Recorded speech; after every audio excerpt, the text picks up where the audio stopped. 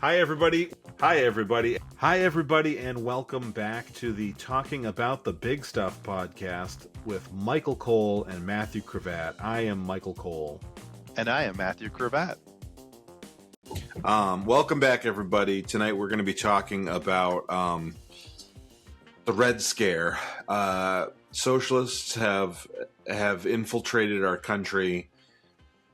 Matthew, unfortunately, had to deal with socialism last week, and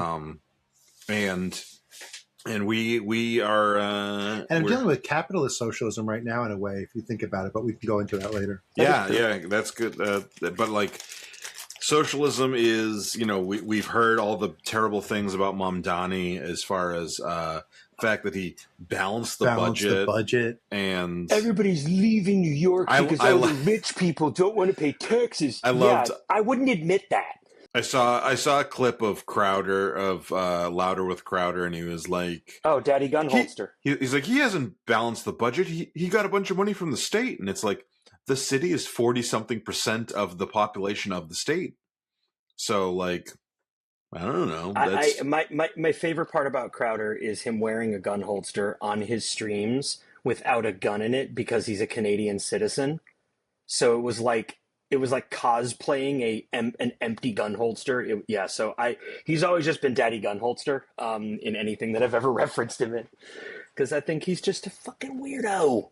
He is. He's absolutely a weirdo. Anyway, but there's been a lot of talk about Mamdani, and then I was like, oh, we should talk about because of the documentary we're working on, and there being a element of socialism in that. Well, that's a problem with socialism. Our documentary, actually. Is it? Okay. No, you're putting control in the government's hand, and the government's not doing a good job with it. Sure. Yeah. Sorry, Sarah's texting me. So we're going to talk about some socialism, some democratic socialism, more appropriately, because we're not talking about going. Yeah, we're not talking about state. Yeah, we're not talking about the sickle and hammer. But we are talking about. So yeah, that was what inspired it. I was doing research for our documentary, and I saw a thing about the what do you call it, the voucher program, and all the comments in the voucher program posts on Instagram that I saw were about God forbid the money actually go to the kids whose parents are paying for it, blah blah blah. That's how it's supposed to work, guys. Like saying like the vouchers should be following the kids to. And I was like, and I did the thing about the I work from home. I don't use, the only road I use is 540. Can I get a 540? I saw that. I like that. Tim Robertson said he doesn't remember that, and he can't find it anywhere. He was doing searches through the scripts and he can't find it. Okay. I looked too, and I couldn't find it unless it was, I'm almost positive. And anyway, so I was doing that. I was like, "Oh, we should talk about socialism." I think we've kind of covered this topic, but and then obviously what happened to Matthew, which Matthew, why don't you go into a little bit of story time, whatever you want to talk about as far as if only my insurance company had been faster on things, I'd be doing this from Airbnb like you did, and it would add to the story. As it is, I'm just sweating. So we had a house fire last week, electrical fire. The fan light fixture in the upstairs master bathroom blew up. The engine overheated and started a fire in the insulation. The fire was stuck in the insulation, so it couldn't get oxygen. So it was smoldering for a couple of hours before we realized that it had happened. But it also wasn't spreading. Like, it wasn't wildfire everywhere because it couldn't get enough oxygen to really grow and spread. So eventually I went upstairs to check something and just look at it, because I wasn't home when it happened, and it was smelling bad. And I put my hand on the ceiling in the bathroom, and it was like that PSA when we were kids, like if you were in a house fire, touch the door. It hurt. It was so hot. I was like, holy shit. And it's been hours since the light fixture or whatever fan blew up. So it's went up in the attic, smelled smoke, but really didn't see anything, didn't see any flame or anything. because again, it was stuck between the layers. Otherwise, my whole attic would have been in flames for hours, and my roof would have been gone. Called the fire department, and here's what's weird. I called 911, and they didn't ask for a credit card when I called, right? So they didn't charge. They did not do a credit check to see if I could pay for the services they were giving me. But do you have a subscription? No. Oh, I mean, I do. I pay taxes. I do pay for it. I pay taxes. I like that. I have a subscription. I pay taxes. I like that. But they did not, to the best of my knowledge, in the time they had, verify that I am up to date on my taxes / subscription. Like they didn't go and check my records and see if I was, or they. And here's what's weird is I got competitive bids on helping me. The town of Apex sent their fire department, but the town of Cary Fire Department came too. But here's what's weird. They didn't even try to outbid each other. They just helped each other take care of the situation. Bad capitalism. Yeah. And when I questioned it, they were like, it would be crazy. We're not, the town of Cary was not otherwise engaged, that particular fire station. So they said, it would be crazy for us to leave one station to handle something when it could get out of control. Why would we take that chance? Of course, we're here to help. Yeah.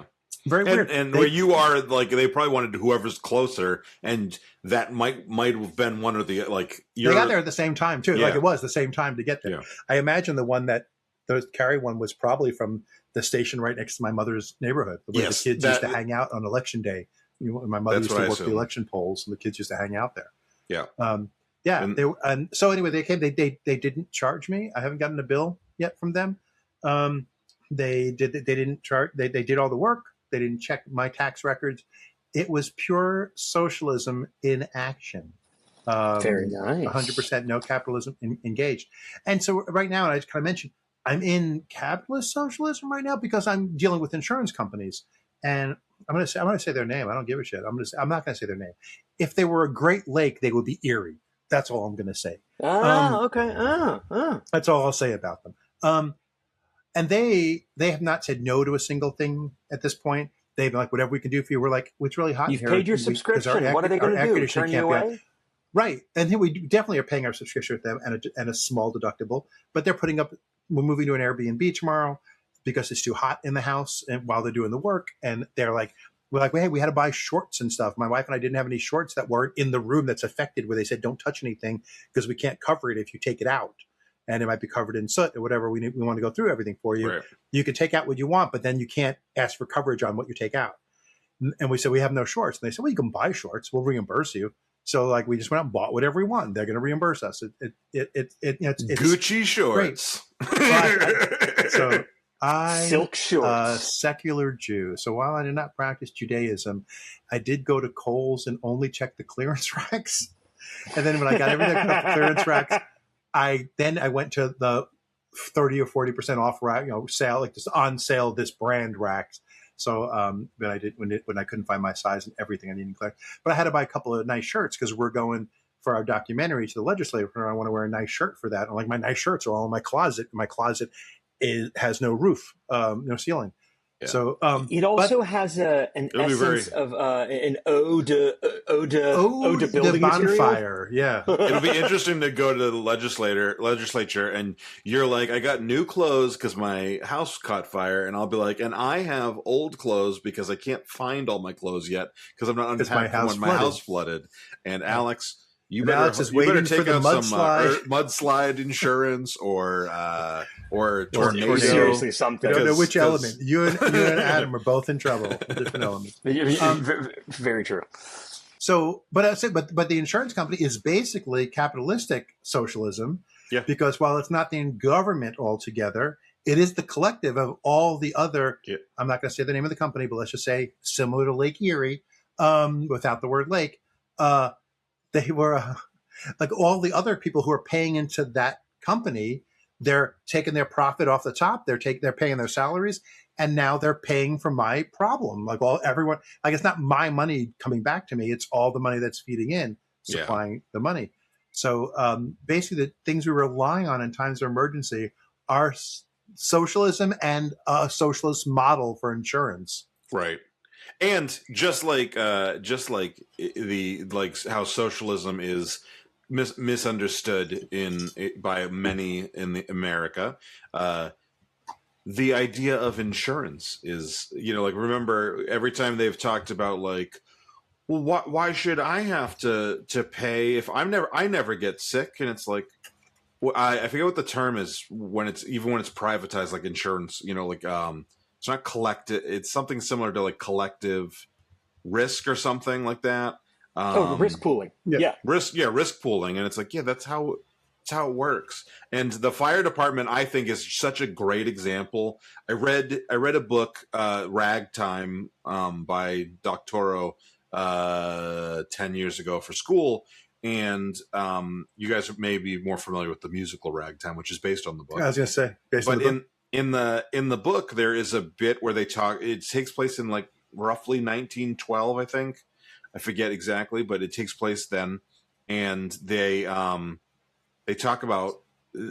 I'm pretty sure it's roughly in New York City or somewhere in Long Island or something, and it's they're talking about the fire truck coming, and basically like it was like a subscription model. It was like, or like you paid like protection money or whatever, and there was some kind of reference to like them coming up with the idea in that of like, oh, what if taxes paid for this, so that, because it's bad for everybody. Like if your house had burned down last week, Matthew, like burned to a crisp, that's not good for your neighbors. Well, Like, worse, if it spread to my neighbors. Sure. You know, Well, there's that too. Like fires spread from house to house. Yeah, but even if like in a non Even just suburb the where you're a property little value further of having a burned out house next to you, that maybe is going to get rebuilt, maybe nothing will be rebuilt in this land. Right. And so like there is that that like collective good that comes from it. And yeah, it's good for you that I mean, it doesn't sound like you guys were in danger of dying once you realized what was going on. Although who knows how quickly it could have spread if it had gotten some air, right?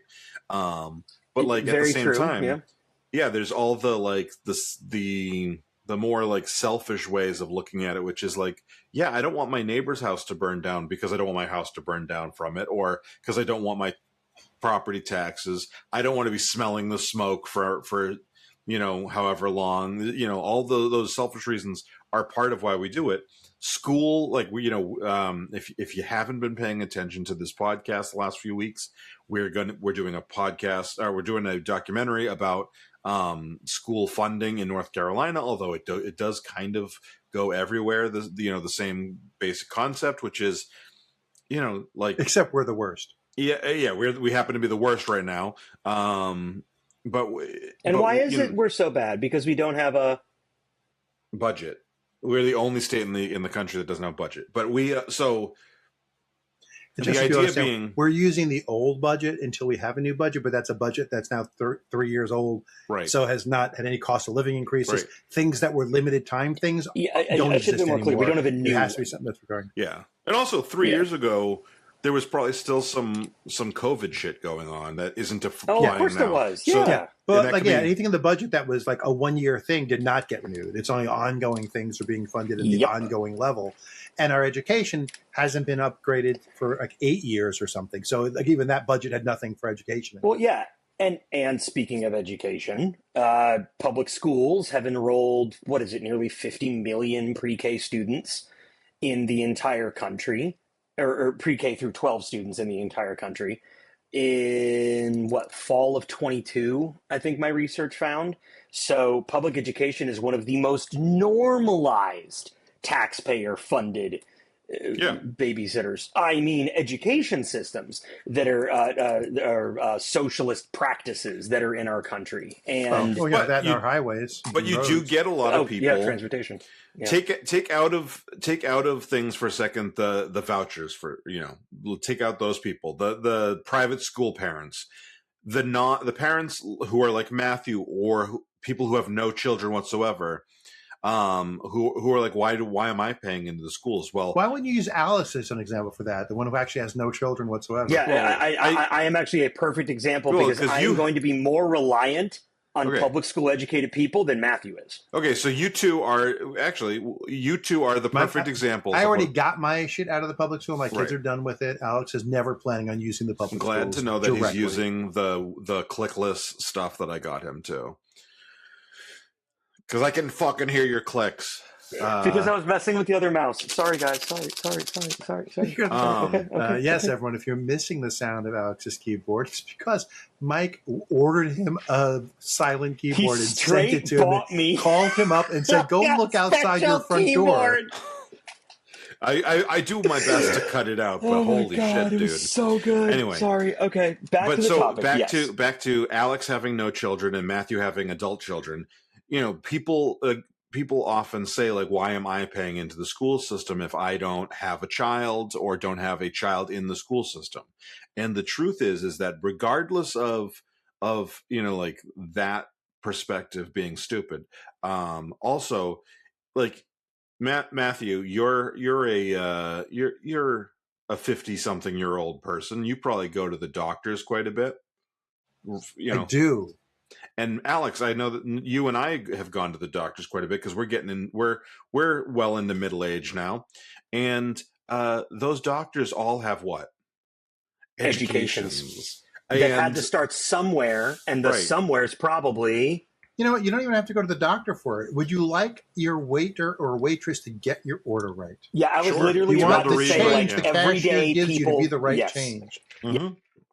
Yep, that's true too, and also, like, you know, everyone wants jobs, and that was one of the big things that people have talked about was everybody wants the jobs to come to the state, and nobody wants to come to a place with a bad education system. Nope. And I don't want to make this whole episode about education. I want to make it about all these different things. Well, I thought of one that almost everybody is we're at 23 minutes. On. Cool.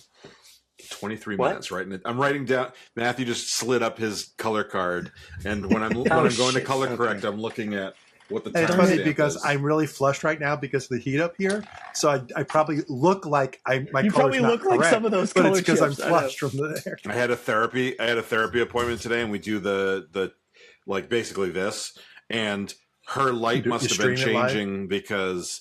Yeah, we stream it live for everyone to hear my problems. And because her skin was going from red to green to red to green, but in seconds sometimes. And I was like, well, I know she's not sick because it's way too quick. It's Bugs Bunny sickness. Yeah. So yeah, I used education because it's such a good example of an often loved or beloved or bemoaned talking point about socialism for how few people understand other socialist programs or functions that our country has, because I could have said the FDIC, I could have said SNAP, I could have said, well, Social Security is kind of a hot button, but it doesn't apply to I don't think it applies to as many people, because I can interface with a well or poorly educated person that has never seen social or paid into it. So I can agree with. I'd like the mailman to show up at your door and say, "Hey, you got a really important letter. $100, I'll give it to you." Yeah. Yeah. Yeah. The post office is also a good example because it is a really, really efficient running machine that they keep trying to complicate so that it cannot be used as the example. At one point, I don't know if this still is true, there was like a requirement that the post office be able to pay 75 years of they had to have pensions. Money basically in the bank to pay 75 years of pensions out, like on any given day. So like, oh, how many employees do we have right now? Like, oh, and not to mention like how many postal workers, postal carriers are over, let's say 40, because like realistically over 40 you don't have 75 more years to live, right?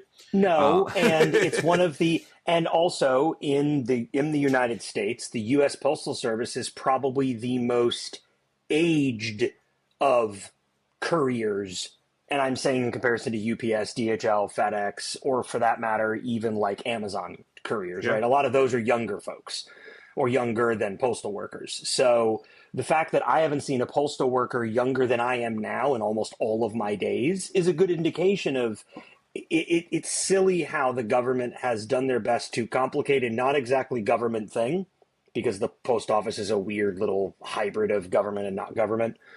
So I just thought education was perfect because very few people are going to say, "Oh, education's so I don't know. A lot of shitty." Republicans will say, "Ew, education. My kids don't go to school. Why should I Yeah. pay for it?" Oh, yeah. Yeah. Yeah. I mean, No. like we're saying, Yes. it's obvious to us that Yeah. doctors have been educated, lawyers have been educated. Well, that's not a good Yeah. example because Well, who the hell also, wants is North lawyers? Carolina, and Mike and I were talking about this last week. North Carolina is a little more specific in the way that that voucher program works in comparison to other states or who pays for it.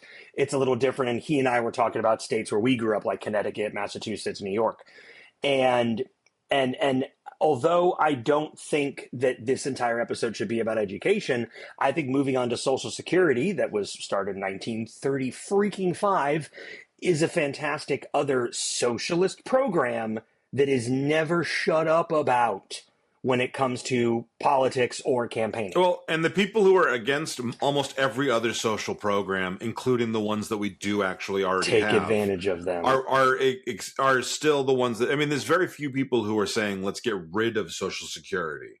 There were people who wanted to privatize it. I know during the Bush era there was talk about privatizing. Yeah, well, I know a lot of people who do want to get rid of it. A lot of people I worked with who are money people who are like, let me keep all my money. I will invest it. Don't tell me the government's going to send me a check when I retire. I've got a 401k.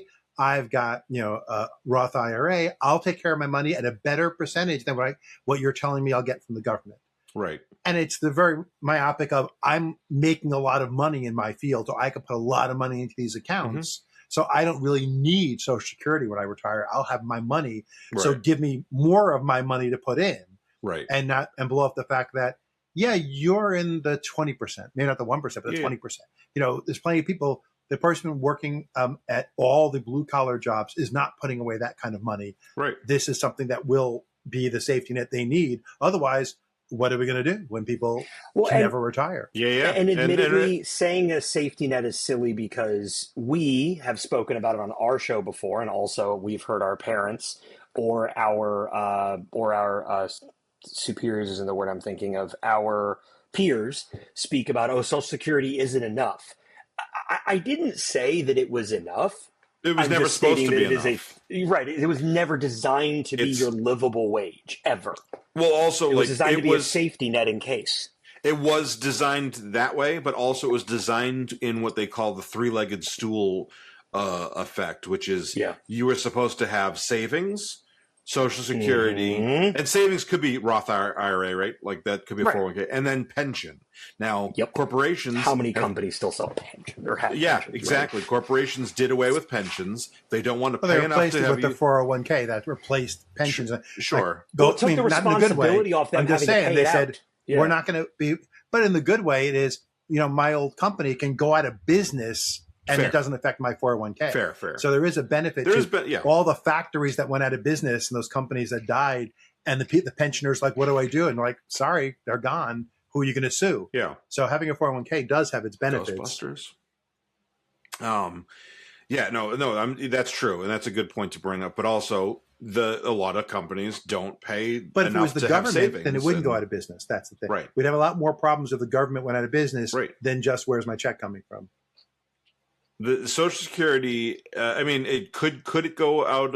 Could it go under? Possibly. The risk of it that they always talk about has been hyperbolically exaggerated. Like it's not even like greatly exaggerated. It is ridiculous. Well, usually when it's at risk is when the Republicans are taking money out of it to do other things, and then they say, "Look, it's not solvent." It's like, well, because Reagan took money out of it, Obama put the money back, right? And then it's okay. It's like you can't take money out of it, then complain. Well, they can. Yeah, that's a Republican strategy: underfund something and then complain that it doesn't work and say it should be privatized. Right, like the post office. Well, look, like schools. And another one. It's the next step after vouchers, right? Is just why do we get rid of the public schools? And let's just be clear: vouchers in North Carolina, at least, but probably most places, the main thing that happens when voucher programs go into place is that private schools raise their tuition the amount of the vouchers. Yep. So the vouchers don't even help parents; they only help the owners of the private schools. They just raise the parents are still paying the same thing out of pocket. Yep. The money is just going directly from the government to the Yeah. private school as a little bonus. The voucher comments that I saw on that post that I was talking about, one or two of the comments that were really interesting to me were people saying, well, I want the voucher program because the public schools near me are so shitty that I want to send my kids to private schools. And I wanted to be like, why are they shitty? Why are they I would like to take money away from their budget because they're not good and continue to take money away from them. Well, and where Mike and I grew up, the private schools are not this upper middle class or middle class alternative to public education. The only folks going to private schools, or at least most of the folks going to private schools where I grew up, were super wealthy families that could afford it. Like everybody else went to public. Well, also the publics were decent, but still, I went to private from 5th grade to graduated high school. So there was 2 tiers of private school, I think, and my grandfather paid for it, like, because my parents could not afford it, but like it was also not the crazy level of like, because I went to I'm from Massachusetts, and so like I went to a high school that was a good high school by most standards, I think. We were. You're less than an hour from all these places that like presidents go for boarding school, like Andover Academy and Xavier you went to private Academy. School, but you went to Catholic school. You didn't go to a prep school. Right, exactly.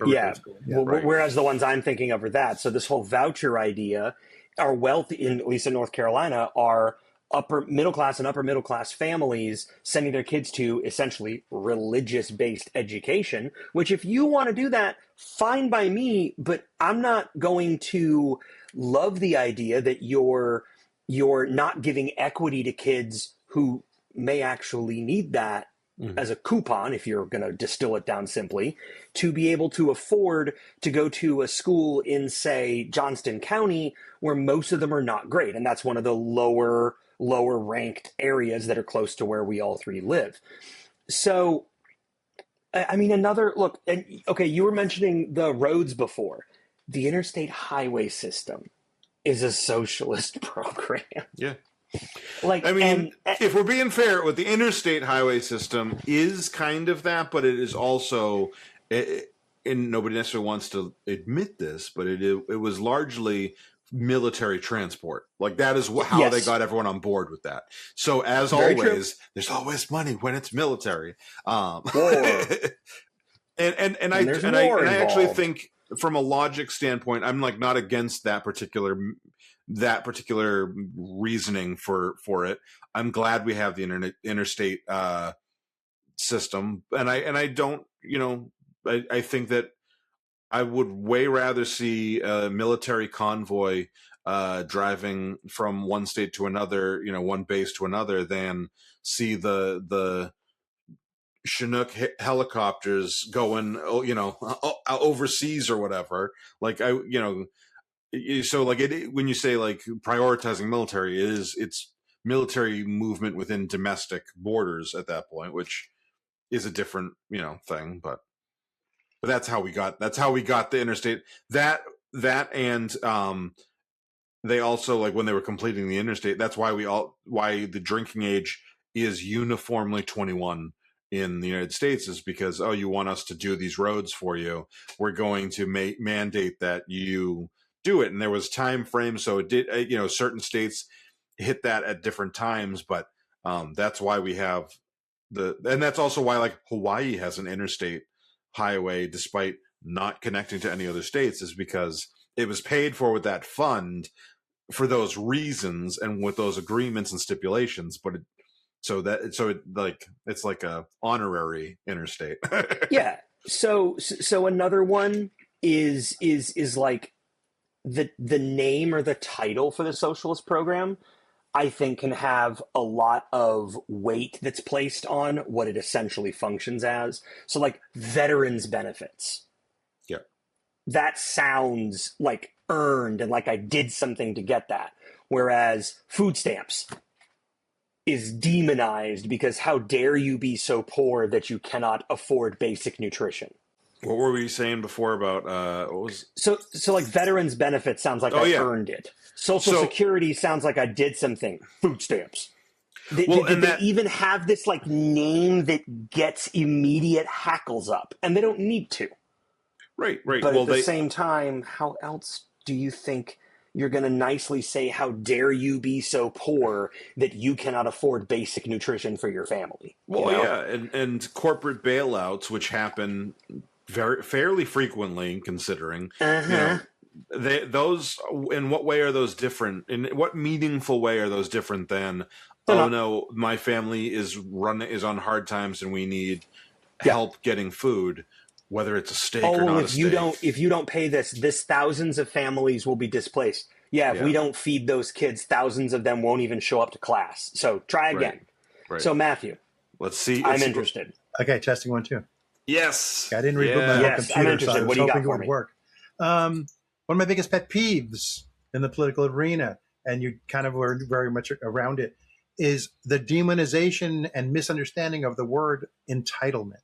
When they act like an entitlement is a bad thing, when it means what you're fucking entitled to. It doesn't mean a handout. It doesn't mean something you didn't earn. You're entitled to something because you're entitled to it. That's why it's an entitlement. Yeah. Frustrates the hell out of me. And oftentimes when I hear entitlement, I think inalienable. Like those words are synonymous for me. You get it because you're alive. You get it because you haven't died but you can be yet. You get it entitled because to something. you did something. But it could be I paid You could my be entitled to compensation. rent, so I'm entitled to live in my apartment. Like it's an entitlement because you paid for it. Like most of the entitlements we have are things that, like Medicare and Social Security, you paid into. That's why you're entitled to it. Correct. Like it's not a gift. It's what you're entitled to because you upheld your side of the social bargain. And if you're entitled to payment and you get a structured settlement, who do you call in that situation? Usually J.G. Wentworth or Gilbert and Sullivan. Wentworth, 877 cash now. we did Topsy Turvy on tomorrow's episode of Cinnamon. And it's about Gilbert and Sullivan. And other than like one specific song, I am not familiar with Gilbert and Sullivan. and I mean, it is old and it sounds old. The music is like old. Yeah. And I am the very model of a modern major general of information, animal, vegetable, mineral. That's the one he knows, apparently. That's the one I know. Okay, I'll do Ruddy Gore. My eyes are fully open to my awful situation. I will say what's a Rick and make a full oration. I will tell my recovered, my forgotten moral senses, and I don't give one half penny for any consequences. Now I do not want to perish by the sword or by the dagger, but a martyr may endure a little pardonable swagger, and I have to die tomorrow, so it really doesn't matter. No, it really doesn't matter. How about gondoliers? You know any gondoliers? Anyway, so I was watching the movie. I've got a little list. None of them be missed. Okay. Sorry. Oh, yep. I am called Buttercup, sweet little Buttercup, poor little Buttercup. I am called Buttercup, still I'm called Buttercup. No, okay. I'm sorry. I don't know any Gilbert and Sullivan. I don't know anything about it. I'm watching. You're right. I grew up with it. You don't know any of it. I'm watching the movie, and I told Alex it sounds like the J.G. Wentworth music. That's exactly and he's what like, he meant. it's because it's based on. I'm like, so I was once called by a friend of mine to come help brainstorm some TV commercials for the company he worked for, and we're there with his CEO. We're sitting in like a brainstorm session, like after regular work one day. And they got a tape recorder running as we start brainstorming. And I jokingly start to improvise to the tune of Modern Major General. Thing about he worked for Thunderworks, which made Thunder shirts for pets. Yep. And I started improvising. I am wearing Thunder shirt, cute little Thunder shirt. It keeps me so wonderfully calm. I wear my Thunder shirt, and I'm like improvising to different Gilbert and Sullivan things. Then I did Modern Major General, and I'm like, when the fireworks are blessing, I'm very, very afraid. So I grab my Thunder shirt, I tie it up, and I just improvised a little thing. Rhymes weren't perfect. It wasn't, but the CEO was dropped on the floor laughing. He's like, I want to use that. So our good friend Kevin Robert was the creative director of the company who asked me to come in. He went back and I took my skeleton and scripted it. And like I told friends about it at work. And like a week later, someone goes, I was getting ready for work and I heard that song you made up on TV. And sure enough, they were running an ad with Kevin's rewrite of my song. Nice. Love it. So another piece that I'm curious about, because you speak eloquently on this, Matthew. You've been in politics for longer than the two of us. Universal healthcare.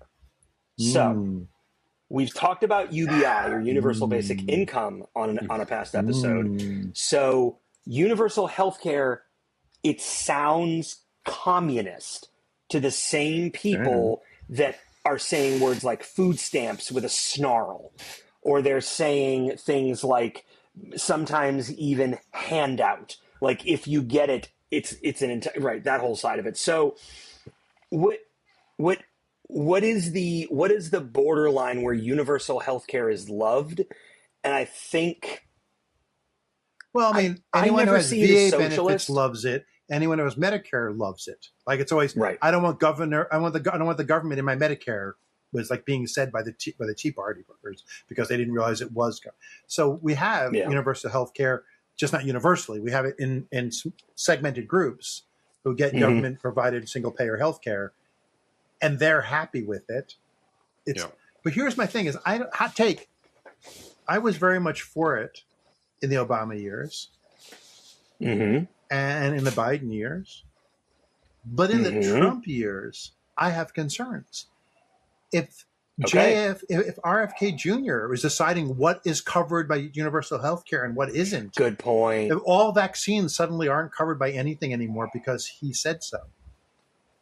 If autism care isn't covered, if trans care isn't covered because the current administration said so. I like that framing. That is scary as shit to me. Like you would have to. I didn't think about that framing at all. Healthcare, but I never thought about it until Trump and until RFK specifically made it big. Is because how would you would have to bulletproof it? You'd have to bulletproof it against the whims of an administration. Yeah. Would it ever be something that could be? I think it could like be bulletproof. I think there's a way to do no? it. I think there's probably a way that could be done, but it would need to be very much bulletproof. That it kind of like the Fed, right? It's funded outside of the executive branch. It's its own thing separate that isn't directly controlled. And maybe people are appointed for 10-year terms that go across presidential terms and they can't be fired. And blah, blah, blah. And build in some safeguards even within that. And, it would have to be seriously firewalled. So I believe that public programs are not automatically socialism by the appropriate, like we're speaking dictionary definition, right? But at the same time, like you were just mentioning, I've always wanted that. But if at the whim an individual is going to dictate what a covered indication for even down to a specific drug is, that can even stifle the ability for it growing to new indications or that treatment growing to new diagnostic uses. And it even I'm going to say, it could even stifle innovation in medicine because the fear is, well, I'm not going to be able to get this fringe use case of blank drug to get approved for. And then we would have no dick pills that used to be heart medication. Yeah. Well, which is one of the things that happened with Viagra. And the sperm count of men 50 years ago was higher than the sperm count of teenagers now. Now, I'm assuming he means teenage boys when he says that, not teenage girls. But we don't know what when you're talking about Republicans, you just never know what about sperm count. No, you kind of don't. You're right. That wasn't for anybody who's wondering. That wasn't a trans joke. That was a I don't know, RFK not knowing anything joke. Yeah, but I mean, I think we kind of have the government. So, Alex, for now, the government does decide what drugs we have, right? The FDA doesn't have to approve a drug. Right. And again, it's a scary thing if they decide to start messing with that, like with vaccines and saying we're not going to approve vaccines. Yeah. I mean, it's the mifepristone thing where they're saying, oh, should we overrule the FDA because the current social climate doesn't like the use of the drug? Yes.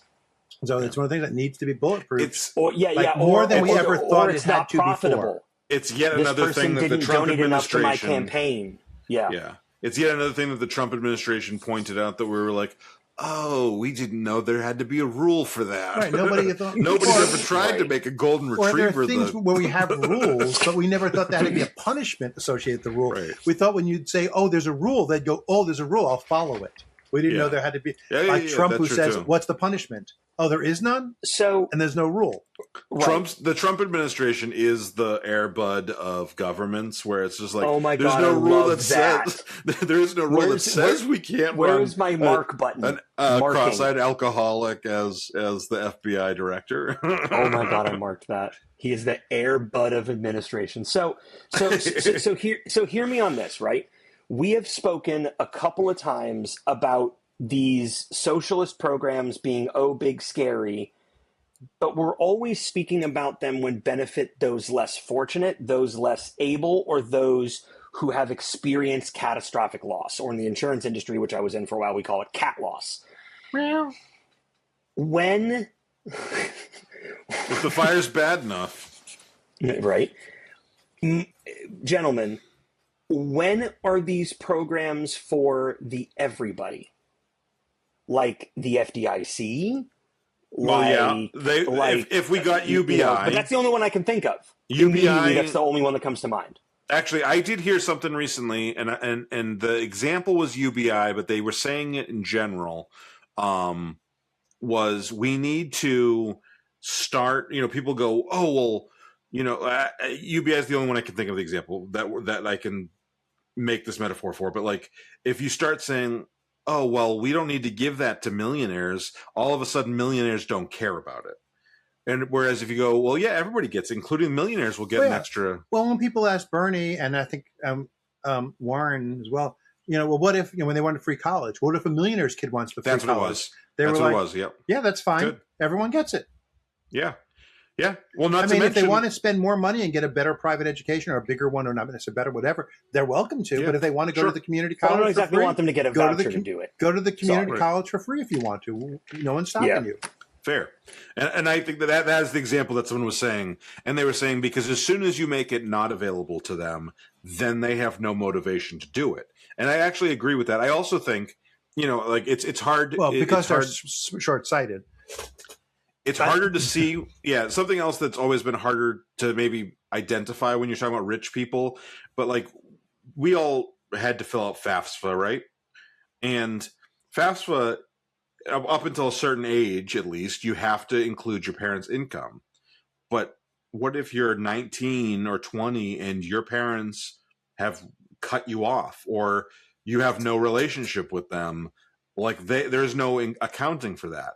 And so, like, not account for if you were not declared, if you weren't a dependent on their taxes, you didn't have to put them or something. I mean, I don't know. I don't remember. I don't even know if I had it under the same name, but my imagination it would be, if you're a dependent, it goes by your parents' tax. If you're not a dependent, then could be. You should be on your own. I don't know. I don't know. I don't know either. I'm just saying that would make sense to me, but I don't know. But like, I think that there is a but then world again, in which I'm saying Jacob or Joseph, when they were younger and they were working, there were times they did their taxes separately from us. Yeah. Even though we were still paying most of their way, because they were working, but it was making a small enough salary. It was better to just put them on their own. Yeah. So and and prior to the Obamacare, you were off your parents. I mean, if you were in college, you had to be on it a little bit longer. Or if you were a college student, you could. Yeah. But even college student went up to a certain age. But like, yeah, there's all these, I have no problem with, that the system should make it even in that way, and then, hopefully that will encourage people to, to go do these things that we need done educationally. Like, because there was, did either of you see, and I don't know who the senator was. There was a congressional hearing or congressperson was. There was a congressional hearing this past week that was they were interviewing somebody, and I again, I don't remember who it was. I just remember the soundbite, which was Michael Eisner, this person, that person. Can you tell me what they all have in common? And the person being interviewed said, "Oh, they're all millionaires, former CEOs of Fortune 500 companies or whatever. Those, big fucking companies, right?"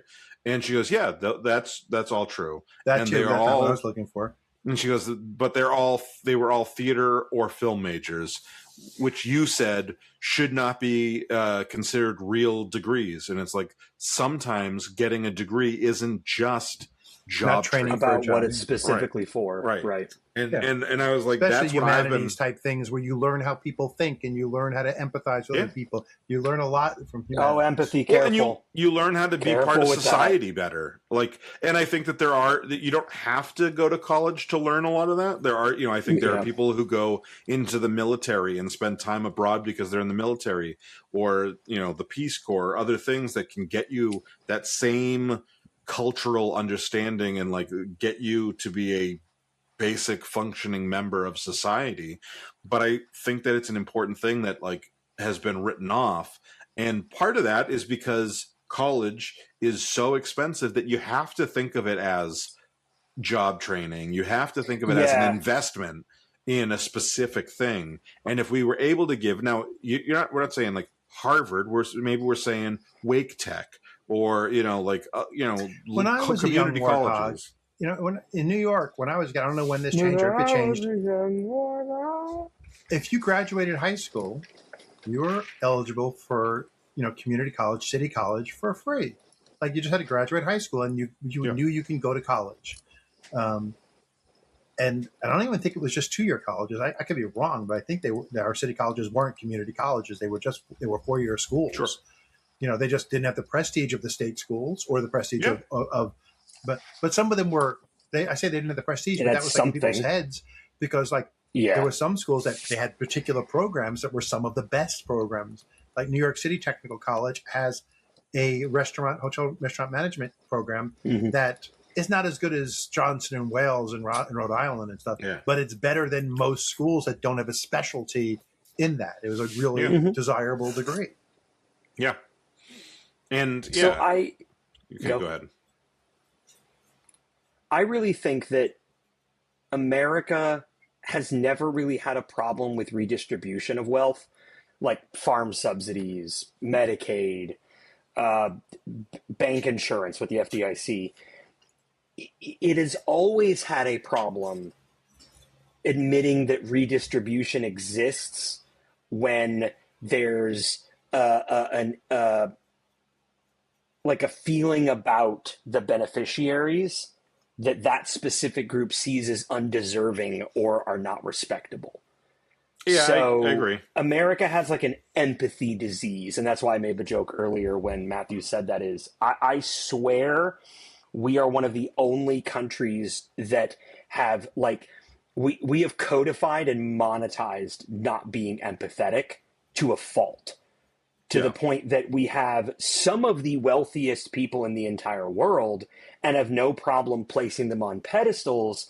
But then, as you just mentioned, at least with the three of us, should their kids be able to go to free school? Yeah, I don't care. It literally doesn't matter to me. They are not me. Now, do I believe in equity?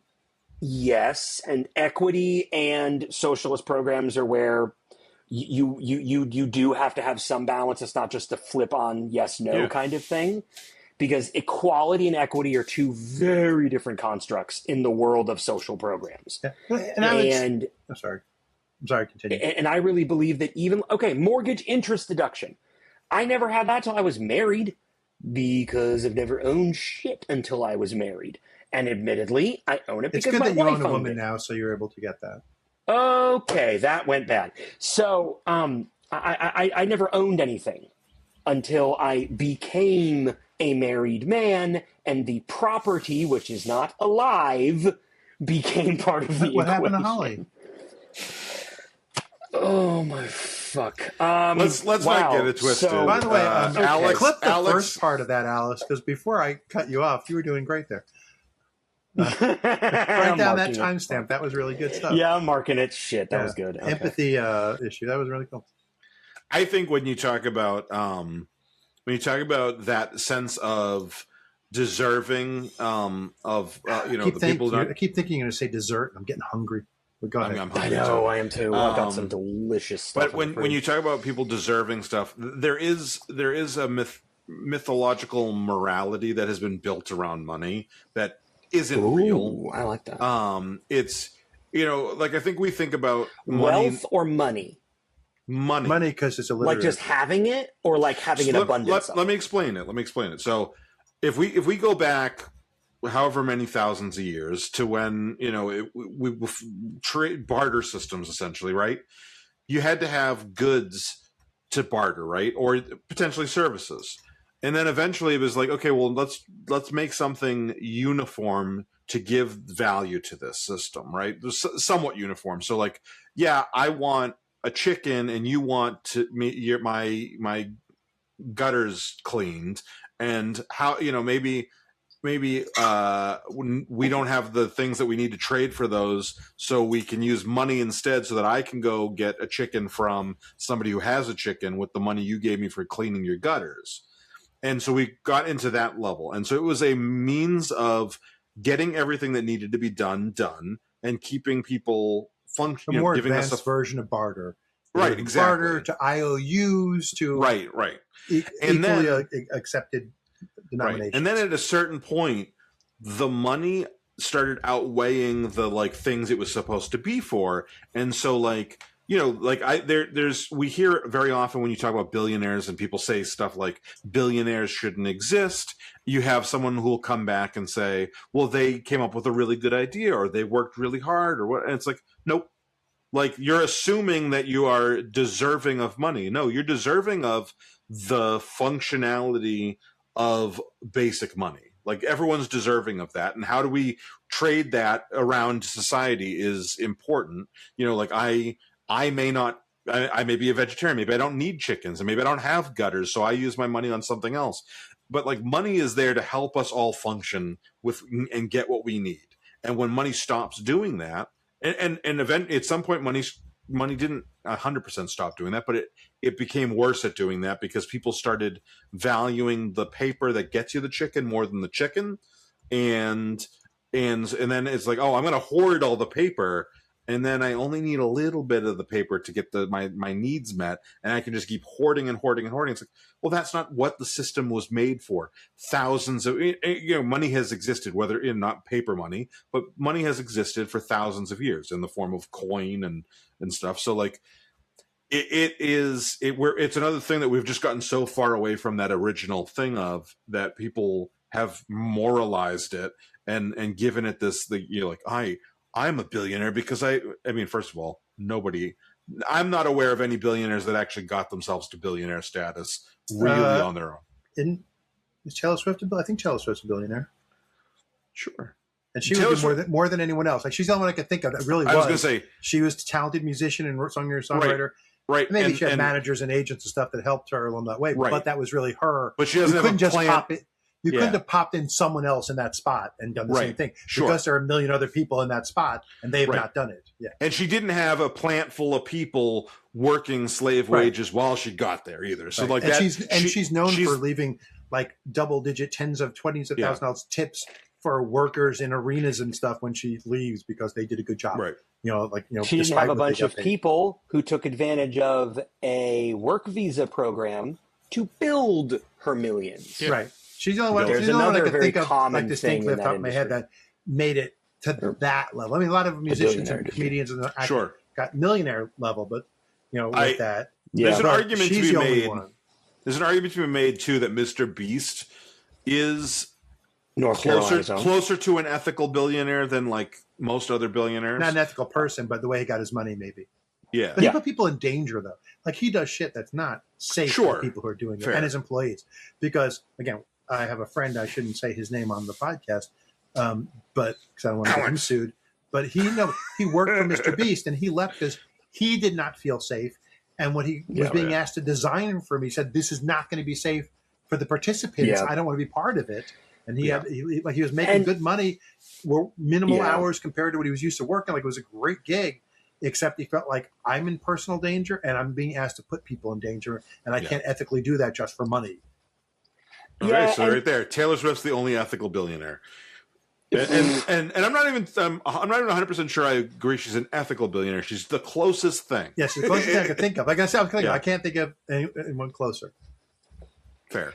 I really and only because she's only from the self-made portion. Not sure. So from the fact that she didn't have a warehouse full of people making minimum wage to make her guitar for her, kind of thing. Or the CD parts. Yeah, the CD parts. So you don't make money on CD, right?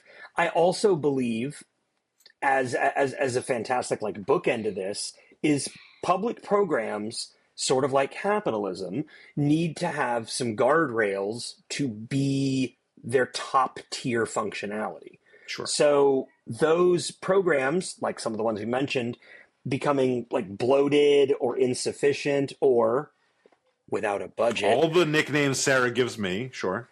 It was My is little captured bloated insufficiency. or badly administered. Does she call you that? So, like the idea that the government should help, yeah, of course, and those need to change with the times, just like our billionaires have. So, did we think that back in the 70s our billionaires would have their own space race? No, but they do. We did in science fiction. Like there's a lot of science Well, fiction stories about people who could own a planet. And, like science fiction authors yeah, saw it that's coming. true. They had like Robert Heinlein had stuff like that. People who are that rich at that insane level. So there Yeah. were science fiction authors who thought of it, even though we on the average street didn't think it was really coming like that. And the French came up with a solution for it a couple hundred years ago as well. We have not applied that in quite a while. Would that be the cutting commentary? You would be. Yeah. You know, but I don't want to get chopped off, you know. So. Yeah. Don't I'm lose really your head. not Let's trying just go to. on. I'm not trying to cut off my head despite my neck. I really think that I think the ultimate people, and this is a hot take almost. I think the ultimate people. I'm pretty sure Hitler was trying to create them. My God, the ultimate people who are allowed to ask whether the programs work or not are the taxpayers, are the true beneficiaries of these. Yeah, and I know that sounds counterintuitive to how we are seemingly in favor of a lot of these, but yeah, if the beneficiaries are the ones championing their effectiveness, who better than to speak on how great they are than not the people who created them, but the people who benefited from them. and statistical analysis can also be a good way of cutting through some of that. Yeah, because there are people who benefit from programs and then want to pull up the ladder behind them. Yeah, and then there are also people who will give an anecdotal reasoning why, like, oh yeah, like blah blah blah, and it's like, well, that's not what statistics have shown us is the case with this particular program. And there are people who would go through what I went through, and going through, and instead of praising the fire department, be like, oh my God, they wrecked my house. Couldn't they have done it better? Or still be like, yeah, well, it makes sense they would come to my house when my house is burning. I'm in an expensive neighborhood. But why are they wasting their time in these little, there's definitely people who can live through a thing and not see where it's beneficial for all. Yeah. Yep, All right. There's that empathy again. Careful. All right. So with that, because I think we're all hungry and I ate before. Matthew's on fire. He's It is a little warm up here. because it's warm up there. It's getting hot in his house. So please keep on your new clothes. Let's start wrapping things up. So the American economy is like, I see it as American economy as capitalism with like taxpayer funded airbags. We hope not to need them, but we sure as fuck are glad they're there when it all happens. Yeah. And I like that idea because then I feel, like we mentioned earlier in our episode, that if I am in need of something that I never directly took advantage of, I'm sure glad that other person did. Like the firefighters, like the adjusters in Matthew's situation, like the people who are working to educate Mike's son. Like, yes, I'm glad that all of these things are there, even though I will never interface with them at all in my life. Right. All right. Matthew, you want to start us off?